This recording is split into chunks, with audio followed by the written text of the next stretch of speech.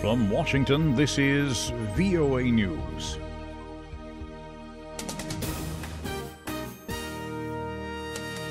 I'm Jonathan Jones reporting. 18 people have been killed in 3 separate incidents Sunday as Indian troops conducted counterinsurgency operations in Indian Kashmir. Militant groups have been waging an armed struggle against Indian rule in the only Muslim-majority state of Kashmir. The Indian soldiers and militants died in clashes south of Srinagar, the main city of the region divided between India and Pakistan, but claimed in full by both. At least 10 people have died after a heavy vehicle rammed into a building in central India, causing it to collapse. Al-Shabab fighters launched coordinated attacks on 5 military camps in Somalia's lower Shabelle region, killing at least 12 people and a civilian. Somali officials say 2 suicide trucks filled with explosives blew up Sunday at the AMISOM military camp in Bula Marer, about 110 kilometers south of Mogadishu and one of the main towns in the region. This was followed up by Al-Shabab infantry attacking the camp. Moments later, a bomb-laden minibus approached another AMISOM base in the nearby Golwyn village and exploded, and Al-Shabab militants attacked a third AMISOM base in Barawe with mortars. The militants also launched infantry attacks on 2 Somali government positions. A magnitude 5.3 earthquake hit western Iran on Sunday. State television reported there were no immediate reports of casualties or damage.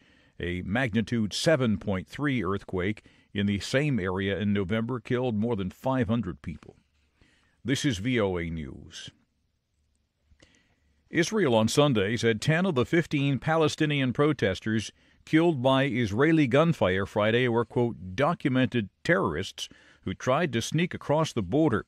Friday's violence along the Gaza Strip was the deadliest day between Israelis and Palestinians since 2014. More than 1,400 people were wounded.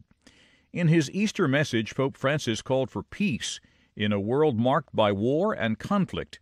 Addressing tens of thousands of pilgrims gathered in St. Peter's Square from the central balcony of the basilica, the Pope called for an end to carnage in the long-suffering land of Syria and reconciliation in the Middle East.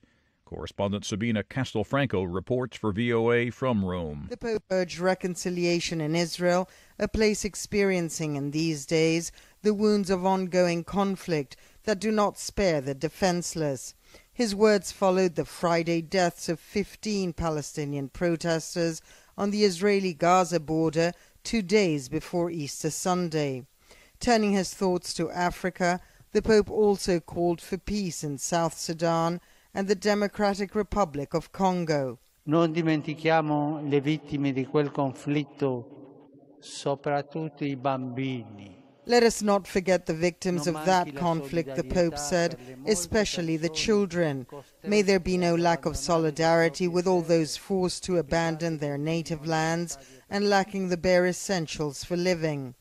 The world's first Latin American Pope also urged international assistance for Venezuela so that more people would not have to abandon their homeland because of the economic and political crisis. Sabina Castelfranco for VOA News, Rome. President Trump called for tougher immigration laws Sunday, promising that there would be no deal for DACA recipients.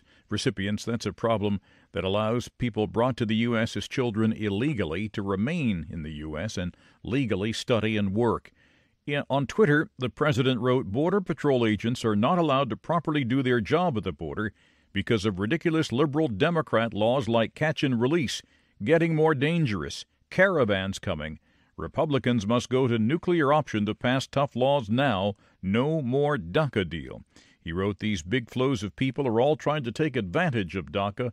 They want in on the act. You can find more on these and other late-breaking and developing stories from around the world around the clock at voanews.com and on the VOA News mobile app. From the world headquarters of the Voice of America in Washington, I'm Jonathan Jones. VOA News.